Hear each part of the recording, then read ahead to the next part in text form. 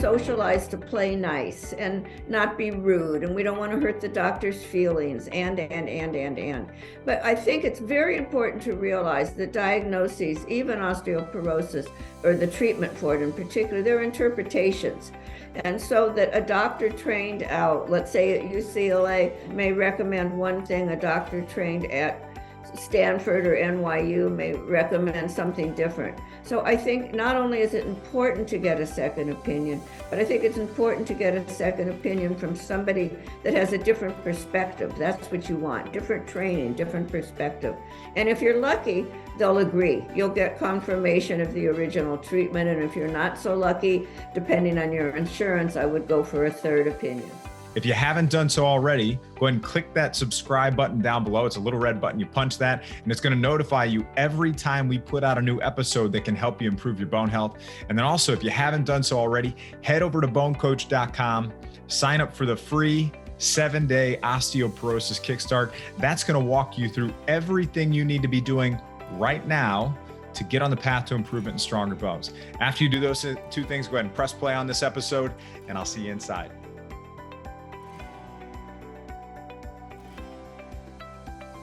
Welcome to this episode of the BoneCoach Show. Joining us today to explore how to stop undermining your healthcare and osteoporosis plan is Susan Salenger.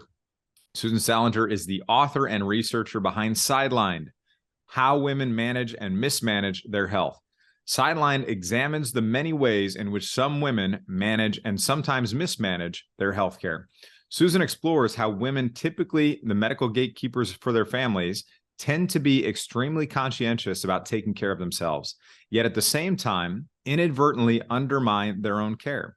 They often hesitate to call the doctor when they don't feel well and worry that their doctor will take time to visit their families or work. They may hesitate to ask their doctors necessary questions and don't always comply with the doctor's instructions. Salenger's research reveals how conflicted many women are about the medical decisions they ultimately make. Born and raised in Los Angeles, Susan attended UCLA to study English. After graduation, she worked alongside her husband, Fred, for 25 years at their production company, Salenger Films, which produced corporate training and development films distributed worldwide. Today, at age 79, Susan lives in Northern California to be near her incredible family, which includes her 2 daughters, 4 grandchildren, a cat named Max, and a dog named JD.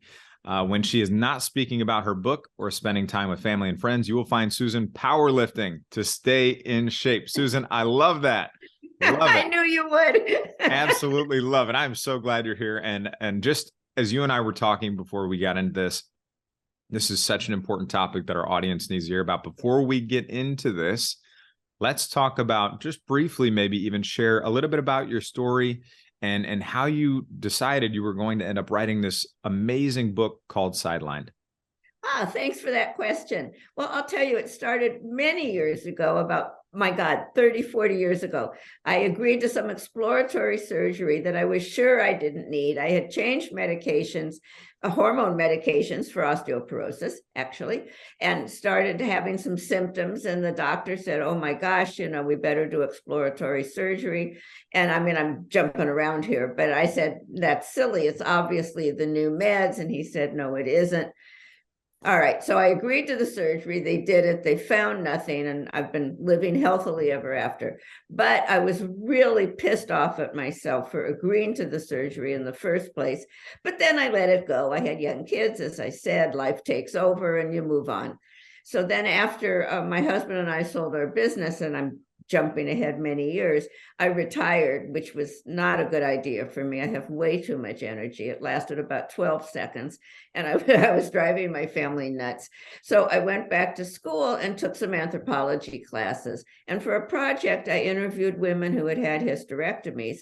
And much to my surprise, they too had agreed to the surgery, only they too were not sure. Some of them were not sure that they needed it. So that acted as a trigger. I remembered my own story, and I really began to wonder how women and why women make the medical decisions that we do. So then I interviewed a bunch of women, at 50 or 60, and did a lot of research and extrapolated some of the things that they had in common. They all had different diseases, but they shared many of the same behaviors. And as women, we just don't always do what we need to do to take the best care of ourselves. And hence a book was written, or a book was born. That's how I should say it. Yeah. And no, this is amazing. And it came out, it's already out. The book is already available right now. Right. Can you tell us about maybe just a little bit about some of what is the book overall in general about, and what is it helping people with? Well, my overall message is I really want women to take charge of their health. I think it's really important that we be on top of our own issues. And by that, I mean, I think it's really important to get second opinions, which women get less often than men. I think it's really important to be sure that you look up and do your own research, your diseases or your diagnosis. You need to research the medications and the treatments that you're prescribed so that you know what questions to ask, so that you're comfortable with what your doctor's telling you. So many women don't follow through, and women are misdiagnosed more often than men. And I think it's really important to be sure. I mean, you don't want to take medication for a disease you don't have. I mean, that would be silly. That's probably a little less true, I would think, with osteoporosis. And you could correct me on that, because I would assume you take you get a bone density test, and I would assume those are pretty accurate. I don't know, but Yeah, well, and what unfortunately. happens typically is somebody gets that bone density scan, and then a medication is recommended, shortly thereafter in most cases. And there's so much more that can be done in many cases. And in those conversations, maybe in a 15 to 30 minute span, you're not getting a full education around everything you need the education around. And you may have a really hard time supporting yourself and having an educated discussion when it's just, hey, take this medication. Yes. So being able to pause and operate from a place of not fear and worry and overwhelm, but a place of education, empowerment, and confidence, that's where you want to be. And Susan, for you, I know when you wrote this book, you interviewed women. And you also put together some focus groups, which was really interesting. How did you put together these focus groups, and why did you do that? And did you learn anything from these groups than from the individual women? Yes, I actually did. It turned out to be one of the best things I ever did. I did it because I wanted some geographical diversity. How I did it, it was easy. I threw money at the problem and hired a focus group person, and they put it in. That was the easy part. But what I learned was, and it's actually going to be my next book, is that women don't talk to each other. And I don't know about men. I did not research men, but I suspect it's the same. We don't talk about illness. And all of the women, I had two focus groups. All of the women had different diseases. I mean, again, I did that on purpose because I was interested in their behaviors. But most of them, many of them, had never talked with anybody about their illness other than their doctor. And they were all so delighted to meet other women, regardless of their disease, but other women that shared similar issues of worry and depression and fright and all of those things that we all have when we get sick. So what I learned was women really need to talk and connect with each other. And there's all those support groups out there for so many diseases. Osteoporosis, I know, is one of them. And my recommendation to my focus groups was that they all join one, because it's too important. You've got to connect with other people. But that was really a basic lesson for me. Is I'll tell anybody anything. You ask me how I am, and I wonder how much time you have, because it just spills out of me. As you can tell, I talk a lot. But the other women didn't, and I was very surprised by that. The shame that they felt over their illness kind of blew me away. I don't know if that's true for osteoporosis or not. Yeah, so often I think people, when they're diagnosed with a condition, a lot of times we immediately go to, what did I do wrong? Exactly. What did I do wrong? What could I have done differently? And we start focusing back. And I always, it's important to acknowledge things that happened in the past that could have been a contributor. Acknowledge that those things are a part of this, but don't place blame on yourself for those things. I think it was a Brene Brown that says, you knew what you knew, so you did what you did. Right? Exactly. That's a good way to put it too. I hope I didn't just quote the wrong person. I think I quoted Brene. I think I got it right on that. Quote though, regardless. But either way, I would just say that it's important. Don't put too much blame on yourself. And I see women, so many of them, they want to be proactive when it comes to their health. They work really hard and really diligently at it.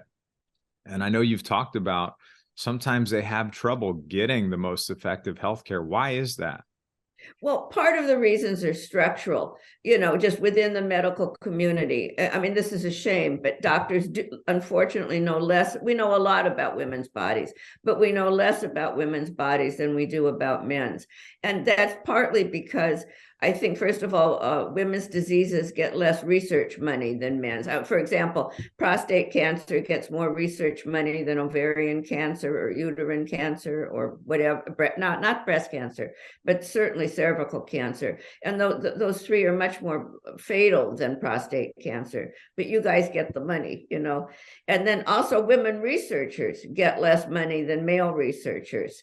And women researchers publish less often. So you put all those things together, and if you're a woman researcher, researching a woman's disease, you're going to find yourself at the bottom of the funding and publication barrel. So I think that's a reason. But I think the other reason is women themselves. I think that we do certain things that really contribute to do ourselves a disservice, let's put it that way. For example, I mean, women put themselves last. You'll like this. There was a study done where they gave women 5 things to prioritize. What would they put first? Who would they take care of first? And first they take care of their children. Then they took care of their pets. I loved that. I don't understand it, but I loved it. Then they take care of their elderly parents or families. Being 80 at this point, I had a birthday. I'm no longer 79, but I like that my kids will take care of me. And then they take care of their significant others, but last they take care of themselves. And I think that is one of the problems. Even though we go to the doctor a lot, we delay when we think we have a problem. We take our kids, we take our parents, we do all those things, but we don't necessarily take ourselves. And I think that what happens is that a minor problem can become a major one because we've delayed the appointment. So I think that's one of the things. And then we had talked about earlier that women hesitate to get second opinions. And again, I think particularly in the osteoporosis field, there's medications out there. And as you said, there's dietary things. There's all kinds of things you can do besides medication. And I think it's important to get several different perspectives if you can. So those are just a couple of things that I touched on. Yeah. And for somebody who goes about prioritizing everyone else's needs before their own, yes, maybe we have to think about, when is the time for me? When is that? Think about, is there a specific date you have in mind that you are going to put yourself first? May 2nd, right? Right? When are you going to put yourself first? Sometimes you have to do that. Because if the goal is to be there for the kids and the pets and the significant other and all your friends and family and loved ones and everybody else that you want to serve and be there for, you have to be there for them. Right. So the only way for you to be there for them is to take care of you now. And it's hard to recognize that sometimes in the moment, in the stress. But yes, we need to recognize that. Oh, and I think that's so true. I mean, even the airlines tell you to put on your own mask before you put on your kids. And I think when you say when is a good time to take care of yourself, now, every single day, every single hour of every single day, because you're right. Otherwise, you can't be present in the way that you need to be, particularly if you don't feel good. You feel like crap and you're not there for people. You can't be, So take care of yourself. That's actually the message of the book. You're in charge of your own. It's your body. Take care of it. Be in charge of it. And have you found there are specific hurdles, maybe some commonalities and hurdles that women have had as they've tried to put themselves first or prioritize themselves or get better healthcare for themselves, or maybe even just some frustrations that they've had along the way? Yeah, I think there are a lot of frustrations. I like that word. Women do get a psychological diagnosis. They are told that it's stress or whatever, more than men are. And I think, there's some reasons for that. First of all, women do suffer more from anxiety and depression than men do. That's fact. So it isn't necessarily that the doctor's blowing you off, when you receive that diagnosis. But at the same time, the way women talk to doctors differently from how men do. In fact, there was a bunch of cancer survivors wrote letters to a bunch of interns describing their illness. And this was just a research study. And the interns were able to tell in over 60% of the cases which letters were written by men and which by women, because the women's were so much more emotive, so much more feeling oriented, so much more descriptive. The men's were sort of more objective and short and to the point. So I think that sometimes the way we talk to a doctor, our emotional symptoms, and I'm guilty of that. I tell the doctor everything I'm feeling, and it can lead to a psychological diagnosis. It almost takes the visit off track. So I always recommend that women in particular go into the doctor with a list of symptoms that they can just, an agenda that's written down, not in their heads, but literally written down or in your phone or however you do it. Because it keeps the visit on track that way. With me, what's happened is that my physical symptoms have gone subordinative, to sort of speak, to my emotional ones, and I'm not there for my emotional ones. I'm there for my whatever it was, sore throat or strep throat or whatever the heck it was. So I think that that's a really important thing that women need to know. Be careful how, I'm not saying you shouldn't tell your doctor how you're feeling. Of course you should. But by the same token, be careful that you also relate your physical symptoms as much as you do your emotional ones. So that's a cautionary tale. For sure. For sure. And I love that you're talking about coming to these appointments prepared. Also, yes. It's not like you're having these appointments every single week, right? A lot of times it takes 6 months, 8 months to get into this, top endocrinologist or whoever. It takes a long time to get into these people. Or maybe it's a functional medicine practitioner or a naturopathic doctor where you're spending more out of pocket, and you need to make the most out of these visits and the time that you have. So when you get into these conversations, before you get to them, I love that you're talking about how we need to be prepared. Right.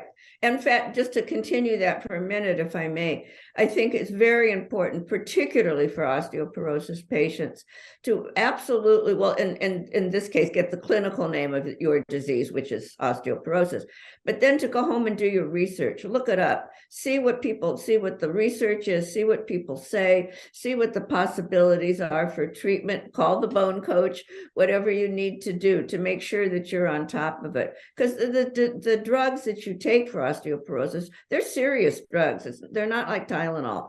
And I think it's, I got scared. I mean, as I told you, I have osteoporosis, and I'm taking Resondrate, and I stopped actually, but it's a serious drug. And I had to have some dental work, so I had to stop. I've stopped it now for a year because of the dental work. But I got scared too. I mean, I don't want to have necrosis of the jaw, and I was well aware that I needed to stop. And I think that that's something I would not have known if I hadn't done my own research. They probably the dentist didn't even ask me actually, and I mentioned it, and so that took care of it. But I think that's really important to do. And I also think, this startled me, only about 15% of women will tell the doctor when they don't understand something. But that means, if you think about it, 85% of us leave the doctor's office not fully understanding what we've been told. So I think it's really important to repeat back in your own words what you heard the doctor say. It gives you a chance to clarify your thoughts, gives the doctor a chance to confirm, correct whatever it is that you heard, so that at least when you leave, you're both on the same page. And I think that's all part of the preparation, to know what you're going to do when you get in there. That's critical.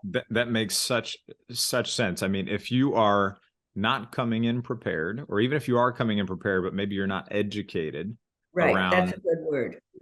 Then there's a good possibility that you're not going to be laid out this beautiful presentation in the office that's going to walk you through and explain, in a very high level and simple language, why you should do this thing. What are the risks and side effects and implications of use of these things?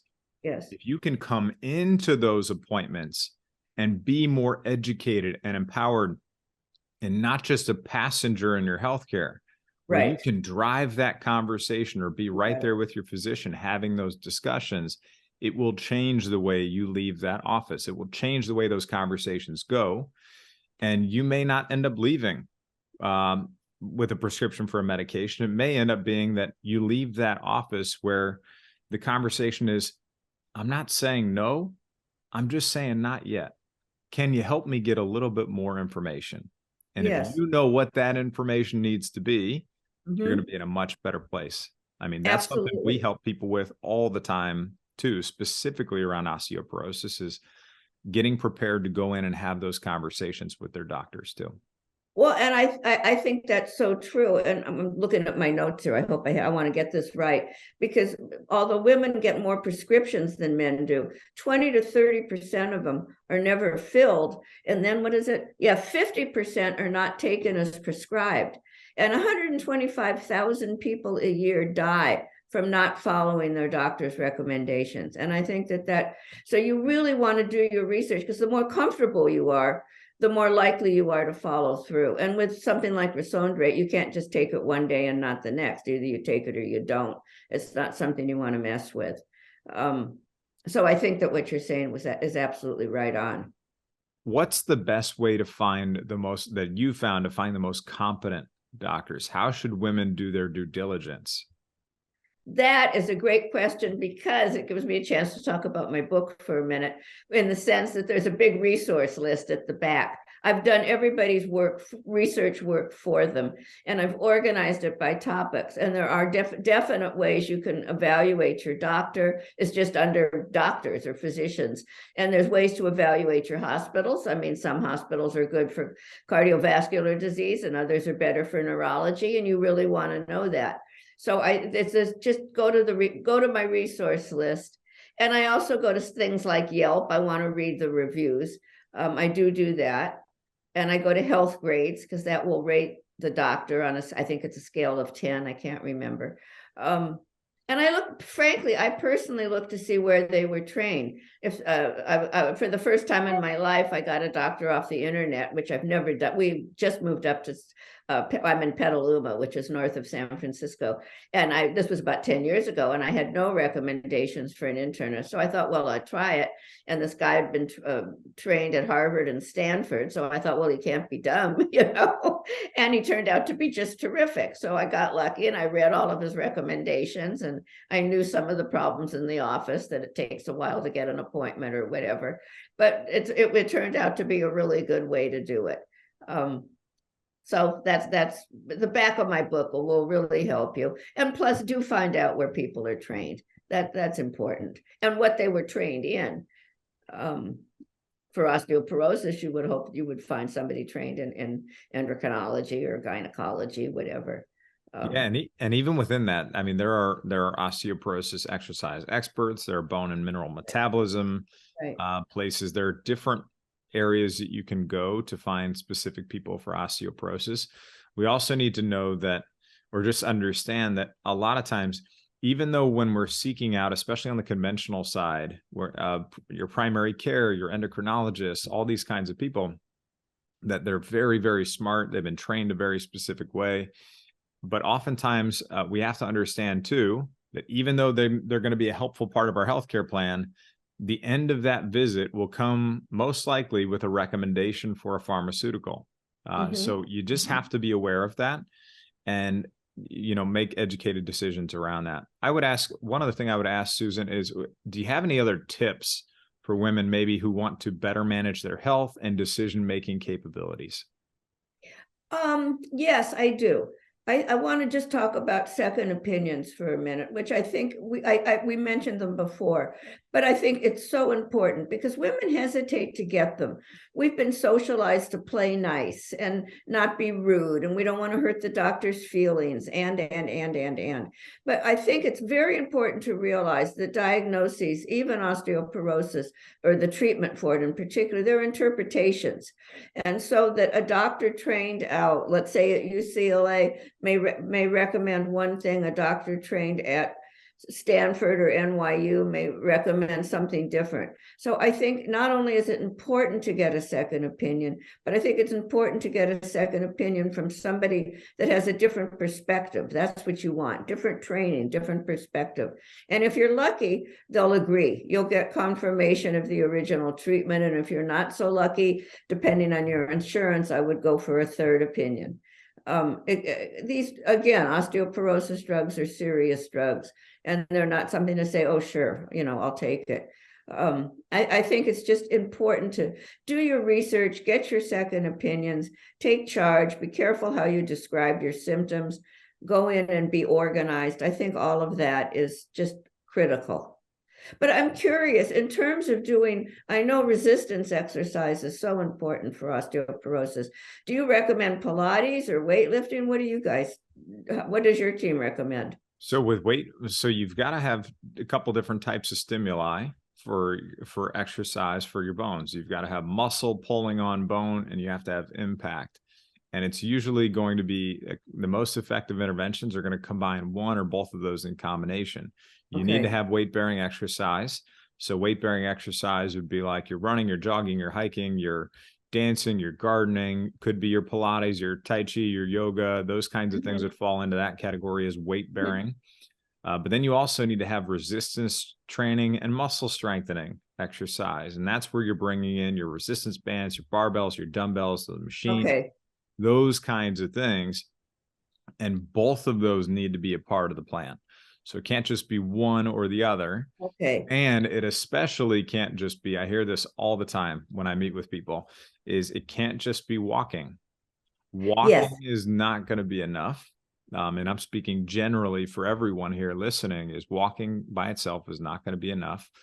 You have to have more of a stimulus than that. So, Susan, for you, I would just say, I know you've written this amazing book. Could you tell us, what are your biggest takeaways? What has this book taught you about yourself even?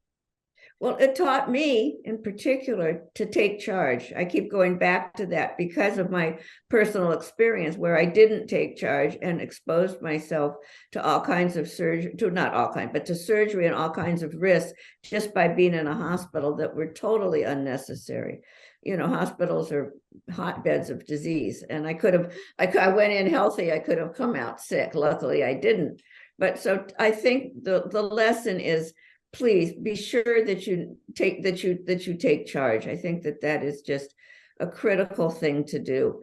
And don't be ashamed if you're sick. Heavens, that was one of the things that I found was how you and I talked about it, but how many women feel ashamed about being ill. And I presume of osteoporosis, I was ashamed of having osteoporosis. I felt like I'm athletic and I take care of myself, and this shouldn't be. But of course it was, or it is. So I think don't feel that way. An awful lot of women get ill, an awful lot of women and people get osteoporosis. We're not the only ones. And I think, as you said, looking back is not very helpful. You have to look forward and take charge. You have to look forward. Every day is day one. And if we just change the way we view things, osteoporosis can be a blessing. For me, it was a blessing almost, and in disguise, of course, in disguise. There was a lot of, fear and worry and overwhelm and all that stuff. But it turned out, to me, building this amazing community of people and helping a lot of people with osteoporosis. And that is what this has turned into. That's fantastic. How can we look at this for our own selves and say, what is the silver lining here? What is this moving me toward or pulling me away from? I'm telling you, it's going to take you the direction that you're supposed to go. So, well, and what I like about what you're saying is that you're saying, look forward, don't look back. And I think that's great and true, accurate. Yeah. Acknowledge the past, but don't let it hold you back, for sure. Yeah, absolutely. No, I think that's really the point. Well, this has been This has been a really enjoyable. I really enjoyed this, Susan. I know our audience is really going to resonate with this and appreciate this this conversation. So where can people find you, Susan? They can find me at my website. It's Susan Salenger, Salenger. And the book is on Amazon. It's anywhere you buy books, Barnes and Noble, you know, whatever your local bookstore is. Perfect. I love it. Well, we're going to leave that. We're going to leave that in the show notes also. So we'll link to that in the show notes. So that way, anybody who wants to grab the book Sidelined, you can grab the book there. And just for everybody listening to, thank you for listening to this. If you find these helpful, make sure you leave a positive rating, review, let us know how we're doing.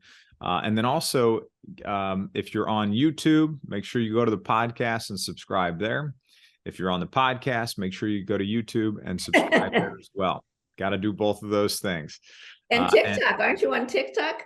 I'm on TikTok, but you know what? TikTok is a little slower. And I think part of that is our audience too is not necessarily more on TikTok, but Instagram, we do have a pretty sizable following on Instagram. Are you on Instagram too, Susan? I am. Yeah, I'm on it. And I'm on TikTok because that's where my weightlifting is. There you go. Okay. It's really fun. Susan, what's your Instagram? You know what? I don't even know. It's just search Susan Salenger. If you search Susan, then you'll find Susan there. Yeah, you will. And Grandma.Gains is my GAINS is my TikTok handle because I'm really good. I have to tell you. Good. I'm gonna go check you. I'm gonna go check you out. Please do. Grandma.Gains on TikTok. Okay, I'm gonna check that out. Please do. And then we'll make sure everybody knows you can find Susan on Instagram too. Just search her name there. You can find BoneCoach at BoneCoach Kevin on Instagram. That's where you'll find us. So I want to thank everyone again so much for listening. And then to find all the resources and the show notes and Susan's website, head over to bonecoach.com/Susan Salenger Sideline. I want to thank everybody again so much for your time. We'll see you in the next episode. Hey, it's BoneCoach Kevin Ellis. Hope you found that episode helpful and that you enjoyed it. Just one last reminder, if you haven't done so already, head over to bonecoach.com, sign up for your free 7-day osteoporosis kickstart. It's going to tell you everything you need to do to start getting on the path to improvement. Hope you found this helpful. I'm your BoneCoach Kevin Ellis. I'll see you soon.